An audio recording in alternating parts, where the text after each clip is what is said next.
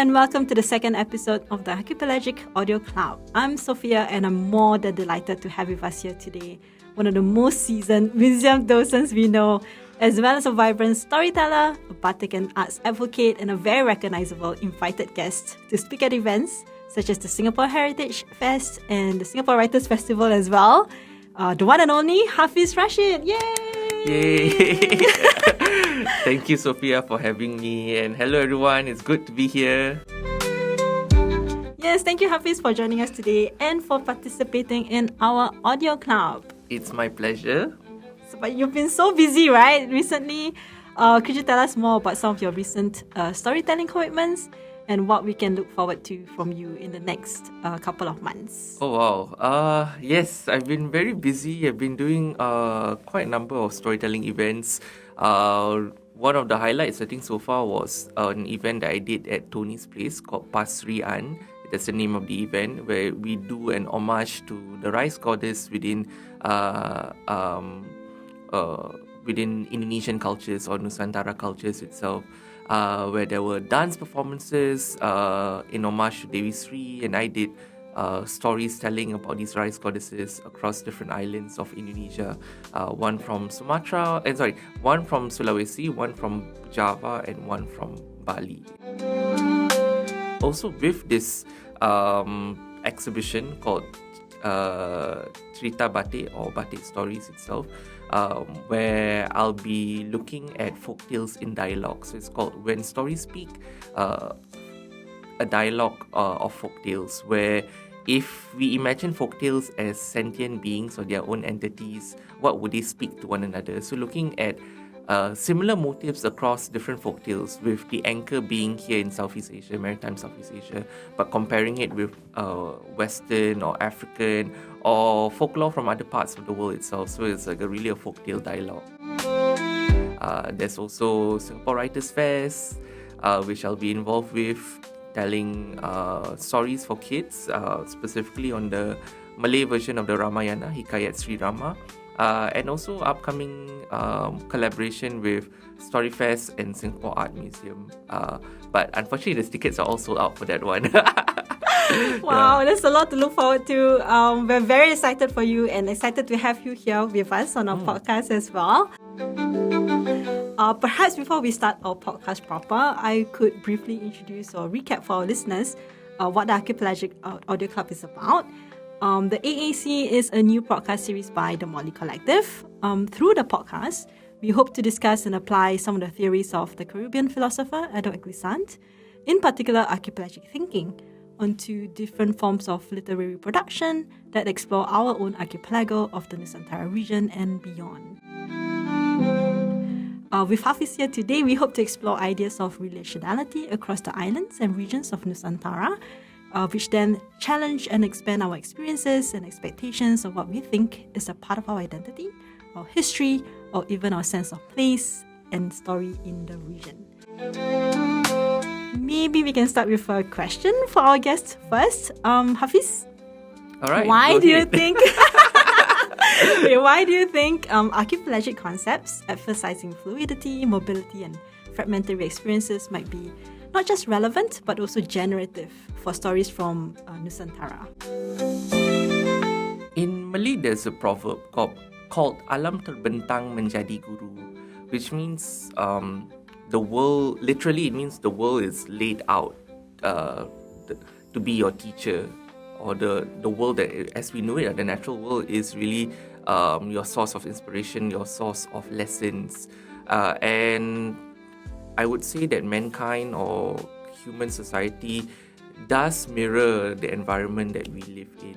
And with that, you do see it being in living in an archipelago where there is no clear borders per se, where it's really separated. The islands are separated by water, but it was never a barrier, but more of a connector between these different islands. So it really leads to, again, our perception of stories and also of our worldview itself, where you have different people of different cultures or even different products, different people, different cultures, languages, all coming from different parts of the world, and really enriching our worldview from there because of the nature of the seas being, ironically, both a barrier, but in this case for the Nusantara or for the Malay Archipelago, is a connector. How about telling us a little bit more about the stories you have chosen to share with us today, and why you thought that they are important to be included for our club? For the stories, I was looking at stories that transcend islands, and also stories that really reflect the cosmopolitan nature of the region here, because of people moving not just within the islands or even across river systems, but also of different people from outside the region that also made their way here for trade and what have you, and eventually becoming part of the mosaic or fabric work of the social fabric of this region itself. Looking at stories of commonalities, because one thing that I was amazed at is back when there was no internet, but somehow these stories travel. Like it's really amazing of how these stories are found throughout different islands and across people who speak different languages, or even varieties of the same language itself, and they spread so far despite not having internet. Where the internet now connects us and we can easily access stories from, let's say I can read up about the Three Kingdoms, and it's already, you have an English version that I can read, and the internet is there. But back then, how do these stories travel when there wasn't so-called technology that made the access of stories and also the spread of stories easier compared to present day times? But you do see these stories still being repeated. One of them is, of course, your pourquoi tales. Pourquoi tales meaning from the French word pourquoi, which is because. So it's to explain why certain things happen. And normally it's modeled after features, land features and landmarks, which becomes a very strong anchor. And that's why that there's this stone formation, because so and so was cursed to stone, and then you have it here. It's very much also tied to what values that the society holds, or even what the region holds. One of them is the story of the unfilial son who was cursed to stone. You have different versions of it.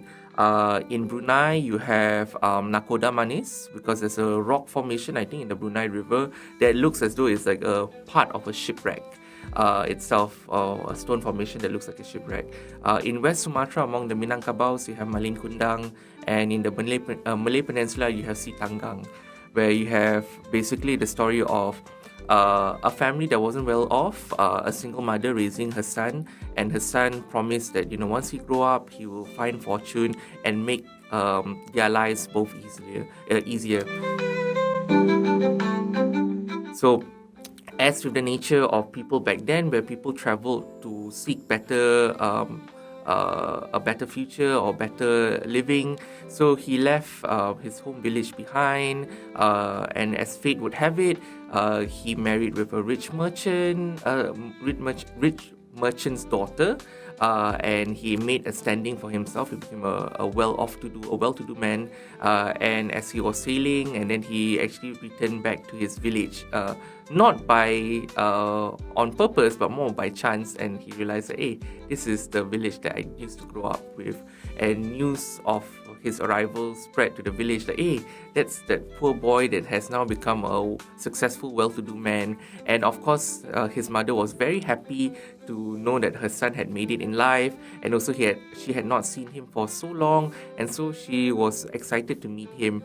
But instead, the son was ashamed of the mother being a poor woman, and didn't want to introduce the mother to his fiancée or his wife, and so he rejected his mother, and that made his mother very upset and heartbroken that once he has already become someone of notable status, that he forgets his roots and his origin. So the mother curses the son to stone, and so that story is repeated throughout different parts of maritime Southeast Asia. This trope of an unfilial son who forgot his roots and then was cursed to stone. So I hear 3 different stories that you're going to be telling us later. So that's one story. There's also another story actually, which is relating to the notion of cravings. Which is this story is believed to have originated somewhere in West Kalimantan, in West Borneo itself, along the Sambas or the Kapuas River. Along the Kapuas River, if I'm not mistaken.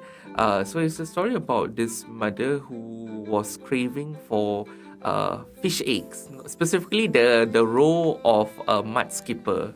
After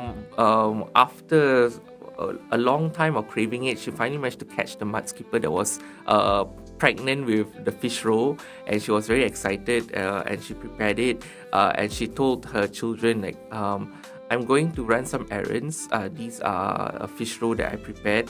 You each can have a portion, but leave some of it for me because I want to eat it once I come back.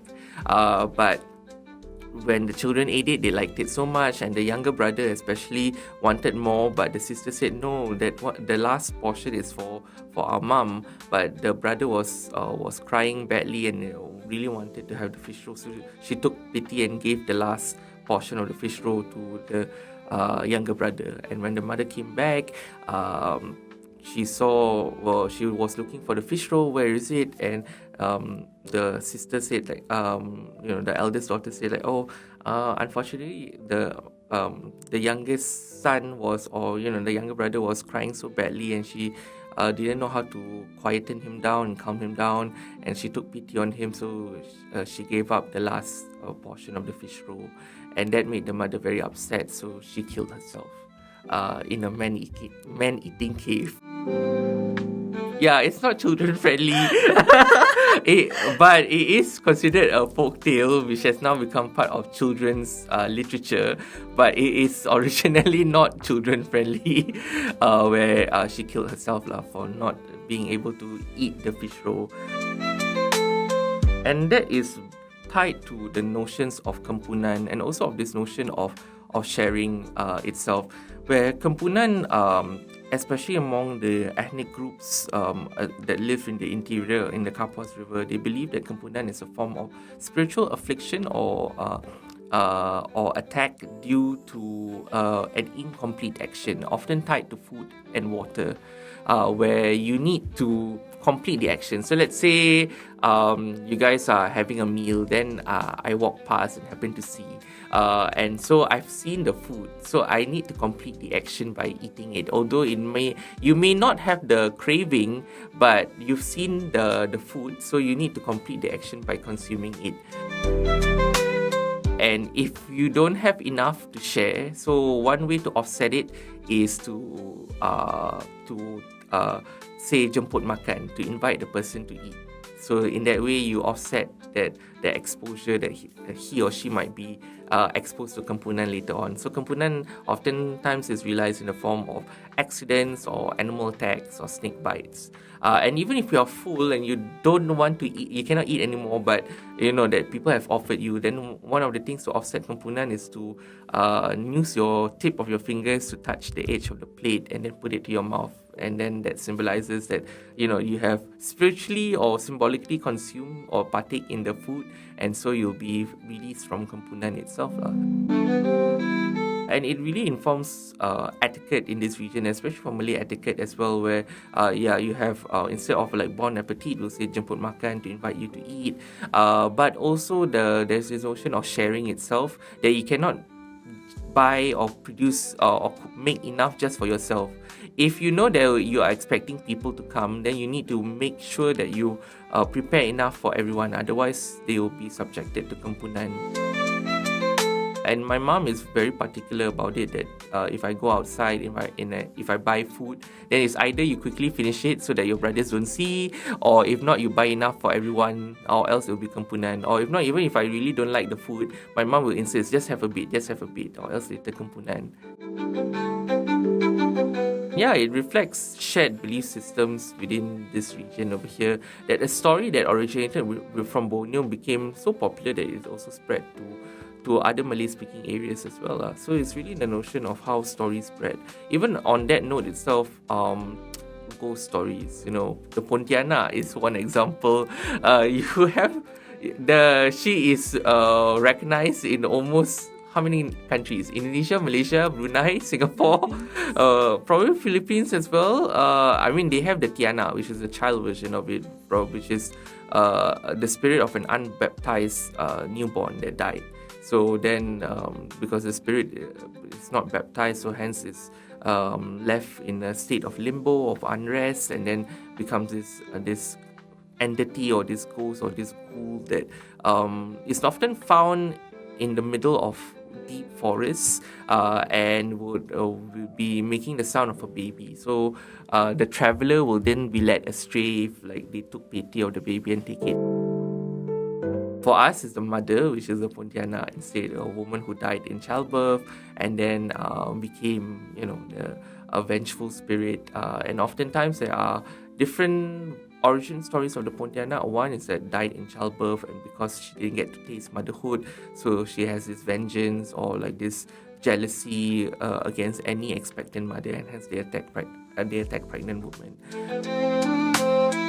Other stories say that she was gang raped, and then she was then had a child from that traumatic rape incident, and so she killed herself, and so she became a vengeful spirit that targets young men. Yeah, so you have different origin stories. But regardless of the origin stories, it's amazing how that entity spread throughout the whole region itself, across different languages. It invokes fear for everyone, and it survives different shifts of religion. It's definitely there since Hinduism, Buddhism, released during animistic times, and even with Islam as well, it's still there in our so-called social collective consciousness or psyche itself. And it transcends ethnic groups. She's very fair. She can also scare Chinese people, Indian people, regardless. It's not just Malay people that she targets. She attacks everyone. So in that way, she's fair. I'm always curious as to how you researched and gathered together the stories that you have. Before we go into the storytelling segment, maybe you can share with us a little bit more about how and why is it important for you to do this research when you tell your stories? One is that there isn't much readily available literature, at least for the layman, when we are looking at Southeast Asian. I mean, Southeast Asia itself is a very big description, a very vague description, because Southeast Asia is really very diverse, even among closely related countries or even neighboring countries. The culture can be very different across from one region to another region. I choose to focus on maritime or island Southeast Asia because my heritage, and I feel more strongly connected with that region itself. So I feel that it would be also nice as someone from the region and also someone with ancestral ties and cultural ties to the region itself to tell stories from the region. And there are a lot of stories, but not many people are aware of them, especially here in Singapore, despite us being located within Southeast Asia. Because these stories are also not readily available in English, so it requires a lot of researching, especially looking at academic material, sometimes from newspaper SG, because these are mostly oral stories, so if you are lucky they are recorded, otherwise they're not. It's really depending on so you get from an eclectic of sources, so it could not even be it might not even appear in so-called books or even in academic papers, but sometimes it could be just in passing in newspaper articles itself, because the reporter was ad-lib interviewing people on the ground, and then this story pop up and then it was included in the article. So yeah, it's more of finding, being very creative and innovative in looking for and sourcing for these stories, and there's a lot. So usually I rely on academic material, but then the challenge is then converting it and adapting it for it to actually be a story, and I'm not really telling an academic review or something. The purpose of it is to really raise awareness of these stories for the general public. And in fact, many of these stories used to be enjoyed by the general public before it became forgotten. Wow, thank you so much, Hafiz, for sharing with us those stories from Nusantara and sharing with us how archipelagic narratives have possibly evolved across time. from something that is based in our oral maritime culture, and which then transcended our watery borders and perhaps became a kind of shared culture across the region, whether they are cautionary tales such as Malin Kundang or even ghost stories. So we've come to the end of this segment discussing archipelagic narratives and how they continue to be relevant and significant to us. To our listeners, do continue tuning in as we head to the next segment, in which Hafiz will share with us just one more tale, one more story that is truly archipelagic in nature, taking us all across the region once again and even beyond.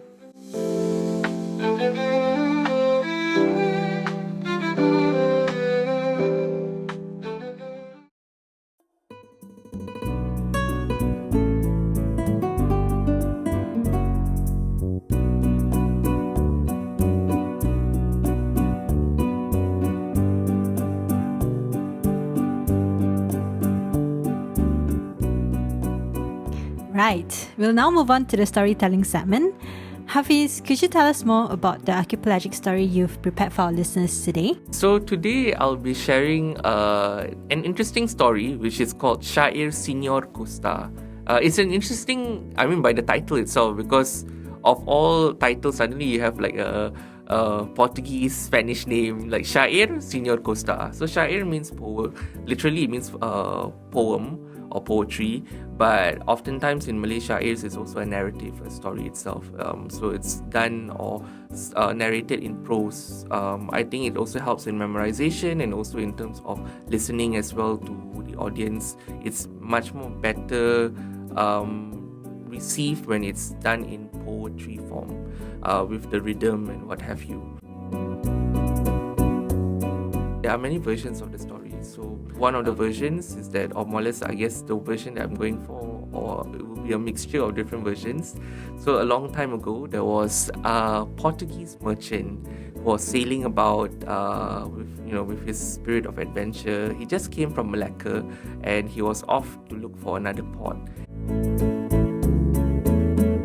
And eventually the winds led him to a distant port within maritime Southeast Asia.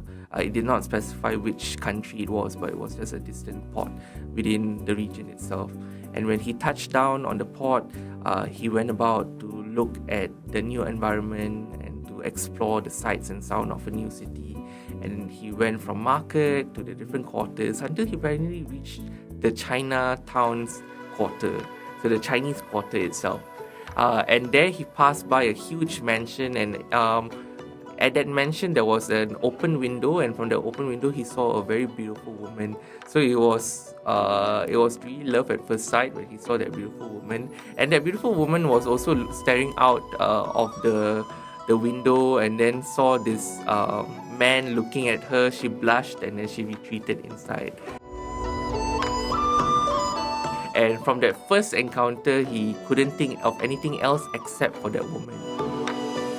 So he had a slave person by the name of Bandan. So he ordered Bandan to go look around and see for any contacts, to see whether anyone could aid him to identify who is that woman. So Bandan then told, after asking around for intel, then Bandan told him that, that is called Leila Mayang. She is the Burmese concubine of a rich Chinese merchant by the name of Chen Kwa.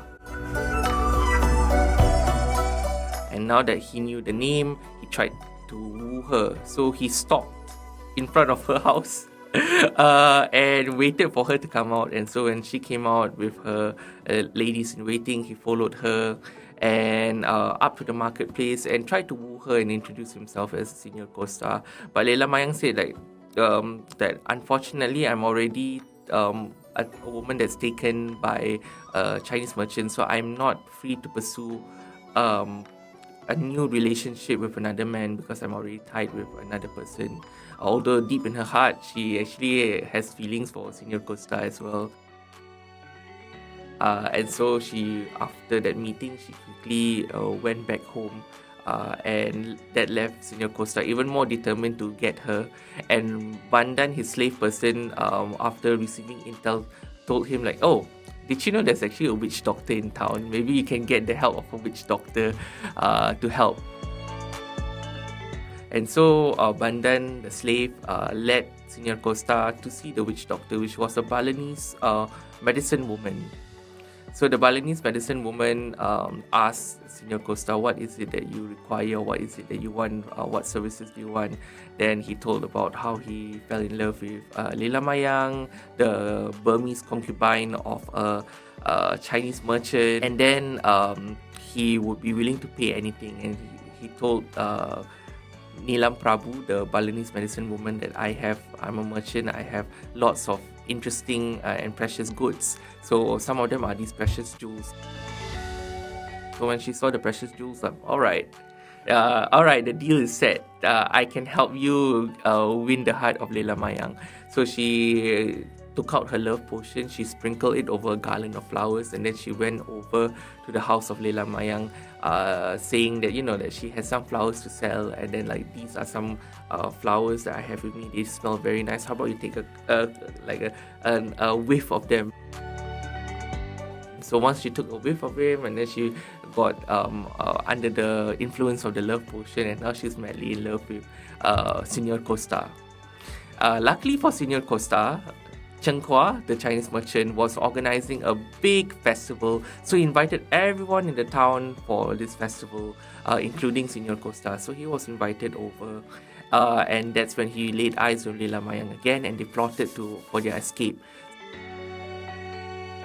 Leila Mayang, alongside with Senior Costa, drugged the drinks of the partygoers. So Cheng Kua and all of his guests, when they drank it, they became so drunk that they were knocked out until the next day.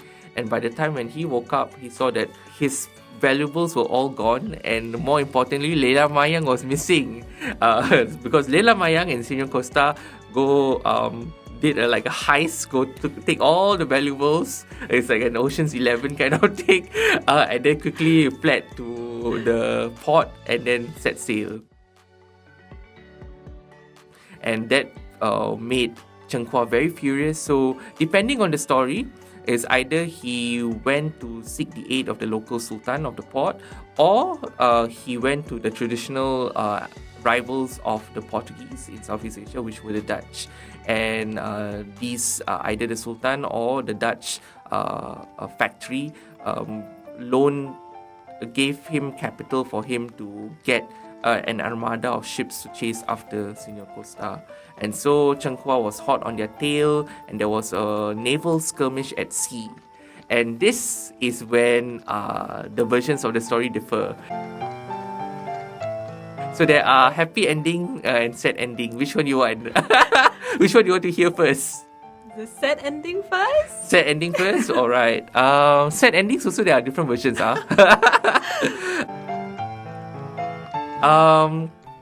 One sad ending is that during the scuffle, Senior Costa was hit by a stray bullet and he died. And then Cheng Kua managed to reclaim back his concubine, which is Leila Mayang. And then the whole town celebrated at the expense of Senior Costa, who died.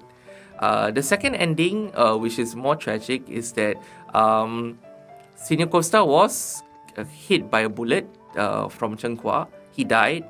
And Leila Mayang, out of grief because under the love potion, killed herself. And they both got reincarnated. Leila Mayang transformed into a sea snake, while Senior Costa turned into a naga, and they both lived their lives in the sea happily ever after, but they both died lah. Yeah, but in the way they got reincarnated. But I find that's very interesting. It's like very typical Southeast Asian that a Portuguese man can get reincarnated into a naga, a naga sea serpent. Yeah, so that's one ending as well. Then the slightly happier ending, and I mean when they both died, right, they turned into a naga and sea snake.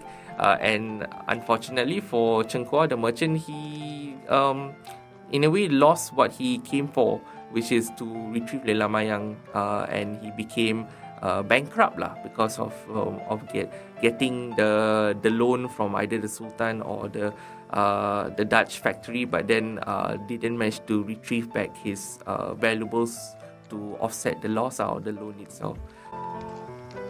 So that was the more sad ending. And then the slightly happier ending is that Senior Costa won against Cheng Kua, and he managed to return back to Portugal and bring Leila Mayang to introduce to the parents, where the parents then scolded him for stealing someone else's woman. Yeah. So there's a slightly moral imperative to that story itself. So yeah, that's the story of Syair Senior Costa. That is a truly Nusantaran story. Yeah. That's like the Portuguese, the Dutch, the Chinese, Balinese and Burmese as Burmese. well. But it really shows, captures the diversity of a port city like Singapore or Jakarta or Manila. Thank you so much for sharing that story, Hafiz. Thank you. Yay. Perhaps we can end off the session with just one or two more questions related to the Shari of Senior Costa. Yeah. Yes. I'm curious as to the reactions that you've been getting from your listeners about the stories that you've been sharing. Perhaps is it possible for you to share with us one interesting response or one interesting reaction from your listeners about your stories? Not so much of the reaction, but more of how I adapted it. I didn't like the end. I didn't like how Leila Mayang was just like a trope where it's really these men just fighting over a woman, right? So I actually adapted it and did my own rendition of it, where I tried to give Leila Mayang more agency. Instead of her being under the love potion, it was Nilam Prabu, the Balinese medicine woman, where she faked as though she told Senior Costa that she was going to bewitch Leila Mayang, but actually she didn't. So that Nilam Prabu was her main supplier of jamu. So like they are very close, like client patron, but at the same time client customer, but at the same time that Nilam Prabu treated Leila Mayang almost like her own daughter. And because like she was there when she was first brought in by Cheng Kua after being bought from a slave market, and how Leila Mayang in a way was like a bird in a cage, being surveilled by Cheng Kua, because like as a mistress of the house, she's not free to move about. She has her handmaidens to follow her everywhere. So her looking out the window was really her yearning for freedom that she didn't get. And Nilam Prabu told her like, oh, there's this man over here, Senior Costa, maybe this is your way out to escape from Cheng Kua. And then she plotted, and because she's like a medicine woman, so she was the one who gave like the medicine and the herbs to get the Cheng Kua and all his guests to fall asleep. When it leads to the scuffle at sea itself, Senior Costa was killed by a stray bullet, and then it was left with her. So when she killed herself, it wasn't because of her under the love potion, but because she wanted freedom. Because Senior Costa was her ticket way out, and now that he is gone, like all the men that has failed her, and then you have Cheng Kua now closing in with the Dutch men, the Dutch soldiers that are boarding on the ship. So she felt that if I can't get freedom in life, I'll at least get it in death lah. So she killed herself, and then the gods took pity on her and reincarnated her into a naga. And then using her new naga powers, she cast like a maelstrom that capsized all the ships. Yeah, so Cheng Kua was left bankrupt. Senior Costa is dead, but she's now free to live out her immortal life as a naga in the sea lah. So that was my rendition of it lah, to give Leila Mayang a bit more agency and more power instead of her being the voiceless concubine that in the story is like she doesn't really have a voice. Oh, I love that. I love that contemporary twist that you give to the stories, and it's very relevant, I think, to tell modern fairy tales, right? Rather than just sticking to what was told before. I mean, I think both versions are important. That's the idea. Yes. Rather than just saying, oh, the old one is important and therefore you should be told over and over again without any innovation. And the good thing about this story is that it's not a sacred story. It's not. I'm not telling a story that comes from, let's say, a a specific ethnic group or specific tribe where it's sacred stories. When sacred stories, I don't dare to modify or touch, even though maybe for me I disagree with maybe how it's told or maybe the values, but who am I to judge, because I'm not from that community, you see. So I don't dare to change the story. So I'll try to be as faithful as possible. But for Syair Singa Costa, it's a secular story, and it's from the Malay, it's a Malay Syair. So I can, in a way, include creative licensing as a Malay person that, I'm just tweaking the story over here. And it's also a lesser known story where in that way people also not really sure what is the story about. So hence there's more freedom for me to change and tweak it lah. So yeah. Yay, thank you. Last one, if there are any contemporary stories that can remind you of archipelagic fiction, do you have any other recommendations, you think, other than fairy tales? There's this book from Wardah called Mountains More Ancient. It's a reimagined story about a descendant trying to retrace back her ancestors' journey as she was exiled, because it's a Cape Malay descendant from South Africa. So there is from a viewpoint of the descendant trying to reimagine the ancestor as they made their way from Indonesia, being exiled to South Africa. And there are flashbacks in between the story between the ancestor and also the person in the modern times itself. I have not yet read the story, but I was informed of the premise, and I saw a bit of a snippet of it on Wardah's website itself. So I thought that was a very interesting premise. I feel, in terms of looking at diasporas and from the Nusantara that got transplanted to South Africa. About the Cape Malays there. So that's an interesting one to reimagine. And there's also an environmental angle as well, if I'm not mistaken. As what I was informed, I think, by Ibrahim from Wardah Bookstores, because of how, during their ancestors, when they were, or in the story, when the ancestor was transplanted to Africa, they had to adapt to the new environment. So that also led to innovations, like how do you make sambal, or sambal terasi without the terasi or the, belacan itself. So a degree of adaptation. Because if you look at Cape Malay food, you do see echoes of it, but the taste is totally different from what we recognize as Malay food. There's bobo tea, which is supposed to be inspired by botok, which is this fish paste with herbs that steam. There's also sosati as well, which is said to be inspired by satay. There's also curries as well. So you do see those elements and those echoes, but the taste and the flavor profile is quite different from what we are used to here in Southeast Asia. Right, so I think we are done. Yay! Yay! And that's all the time we have for today.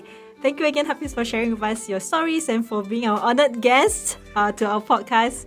We hope to catch up with you again at one of your events at a nut gallery. A nut gallery, yes. The one that's coming up at the end of September. Yes. We also have the Singapore Writers Festival event. And thank you so much. Thank you so much, Sofia, for having me. It was fun.